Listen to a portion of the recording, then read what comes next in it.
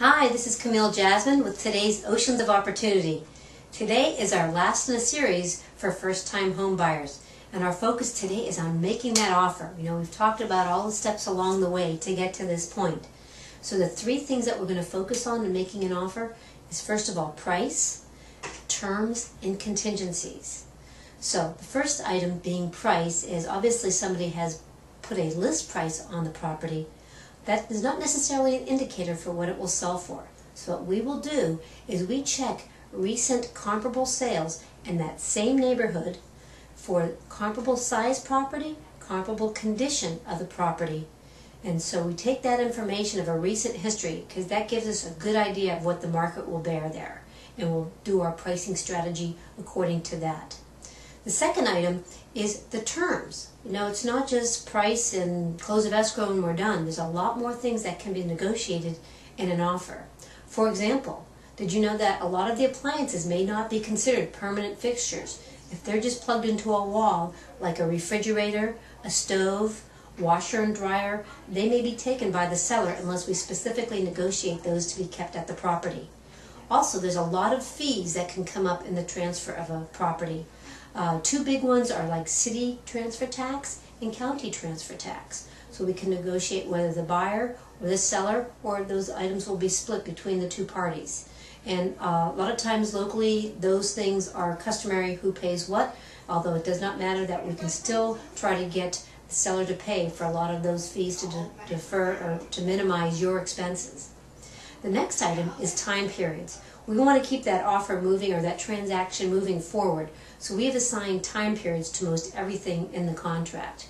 So those are things that we can, if we need longer times or shorter times to do, such as inspections, but I'll get into that a little bit more in the contingencies. Another big thing is financing. How much are you going to put down? How much is going to be the balance of the down payment?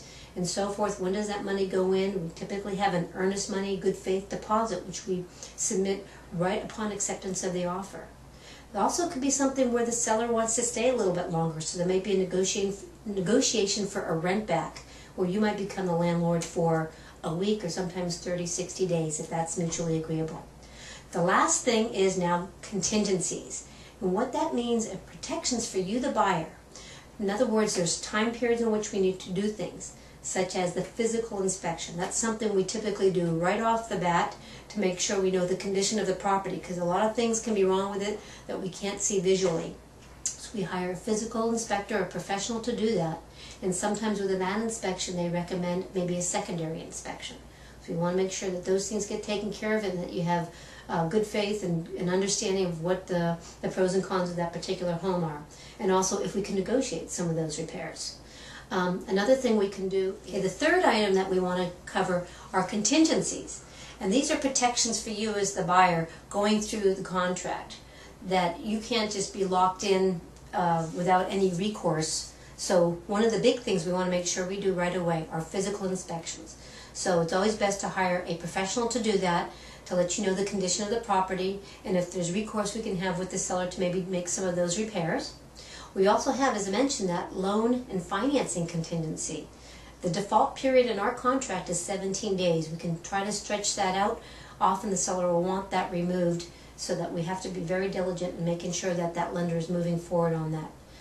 There's also, we kill a lot of trees in our transaction because we have a lot of disclosures. So we want to make sure that you review all those, and a good agent like myself walks through those documents with you. Also, we want to make sure that the title on that property is going to be transferred or conveyed clean to you. There could be things like liens and easements and so forth, so we want to make sure that you take a good look at that document. Also, if you're buying a condo or a townhome, there are lots of documents unique to those types of properties. CC&Rs, which means covenants, conditions, and restrictions, bylaws, minutes if they have a larger HOA and they meet monthly. Also the budget, to make sure that there's reserves available to make sure that the maintenance of that property is being taken care of. So once we have all of that negotiated, then we are into the contract and onward to the close, and you being that first-time home buyer.